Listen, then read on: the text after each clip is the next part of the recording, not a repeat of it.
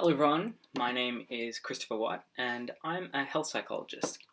As a health psychologist, my role is to help people understand what they can do to improve their own health. And that's what we're going to do here today with this short presentation. Before we get into the guts of what you can do to improve your health and reduce stress at university, it's important to understand some of the key terms. The first part of this presentation will look at defining health, stress, and coping. After you have an understanding about health and stress, we're going to look at why good health and well-being and managing stress is specifically important for university students. And finally, we'll look at some coping strategies that you can employ in your own lives. So what is health? I'm sure most of you sort of intrinsically know what health is. Generally speaking, health can be defined as your mental and physical condition. And when you're free from illnesses and strains, you're said to be in good health. The entire premise of this presentation is to help you preserve your health with positive habits as you move through university and give you an understanding about how stress can impact your health. You also probably can guess what stress is because everyone has experienced it before. Stress is your response to a situation that requires you to adjust. We all experience disruptions from the outside world, such as an assignment, something not going to plan, moving to new environments, and these are all stresses. How we internally respond physiologically, psychologically to these stresses is what we experience as stress. As university students, you can experience physical fatigue from your heavy load of classes that require lots of learning, but also there's a psychological stress associated with managing your time and other responsibilities. And that's the same for people with, say, a chronic illness. They had the pain and fatigue of the disease, plus worries about medical visits and life changes and so on.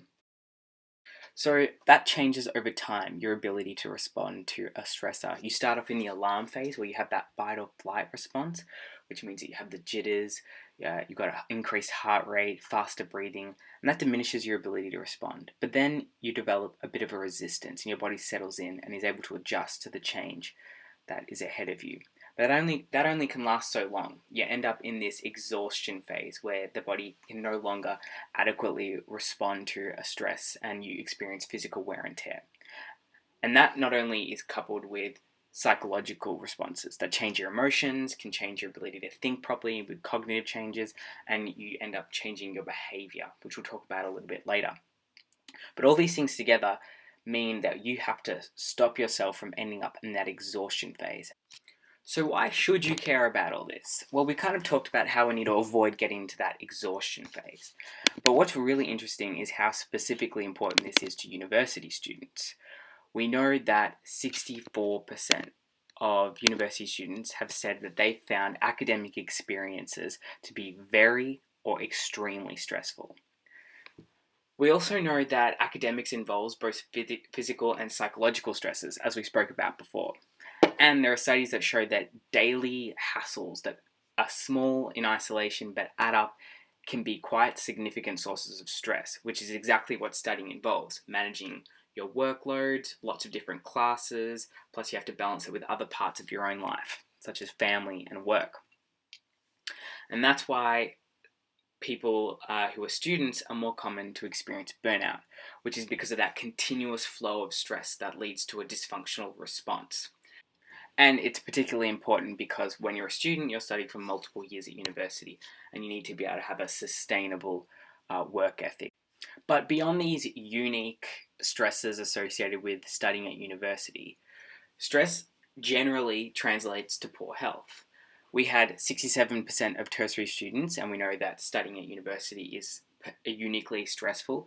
They rated their mental health as fair to poor. So more than 2/3 don't think that they have good mental health.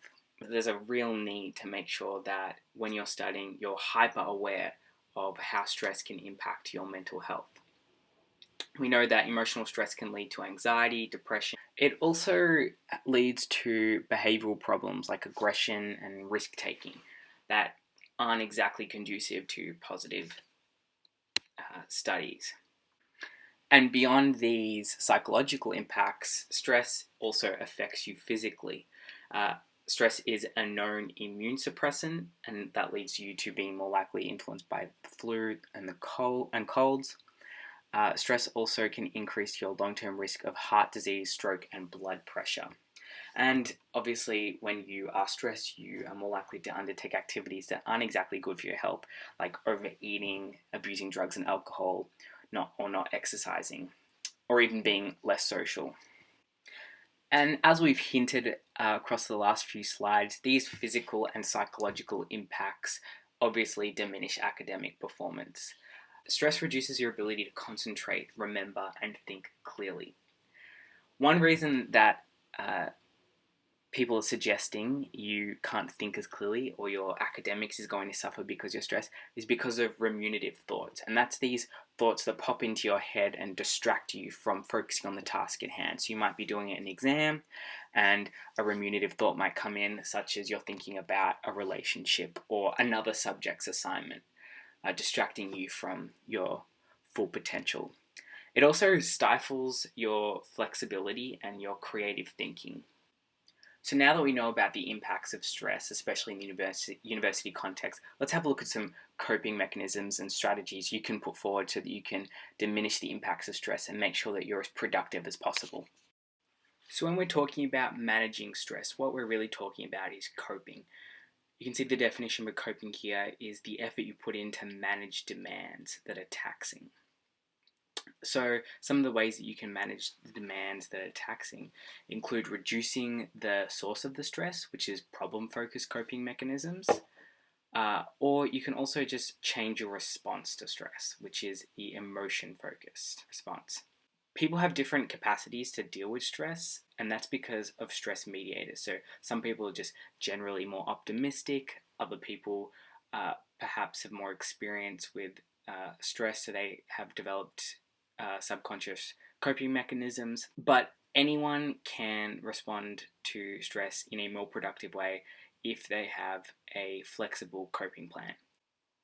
So when you're trying to improve your response to stress, you can go through these stages of coping with stress. Stage 1 looks at assessment, where you identify what actually is causing the stress. Number 2 is goal setting, so working out what you can change and what can't be changed. Step 3 is planning, and that's working out exactly what you can do with the stresses, what steps you need to take, and make them really concrete and feasible. And that's bolded because that's what we're going to be focusing on in the next section. Then you go on to implementing those, evaluate whether they're working, and make any necessary adjustments. So let's look at some concrete things that you can do. First up is change the way you think about the stressor, and that's involving cognitive coping methods. So two options that are on the slide is trying to think of your studies as a challenge rather than an insurmountable task. And also acknowledge that you're not going to get 100% every time, but all you can do is the best you can do. The next step is to look at emotional coping methods, and that essentially involves seeking social support.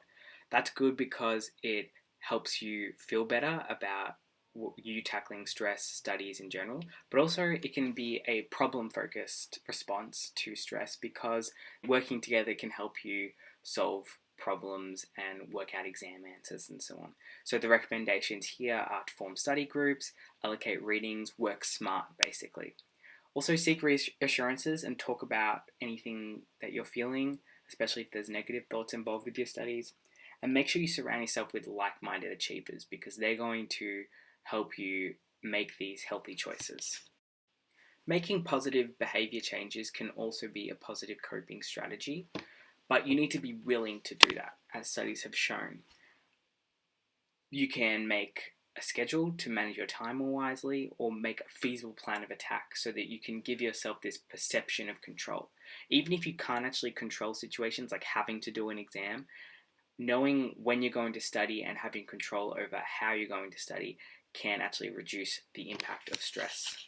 A final coping mechanism is to integrate positive physical activity into your lifestyle, and that will reduce the impact of stress on your body. So exercise, meditation, yoga, even muscle relaxation training has been proven to reduce stress.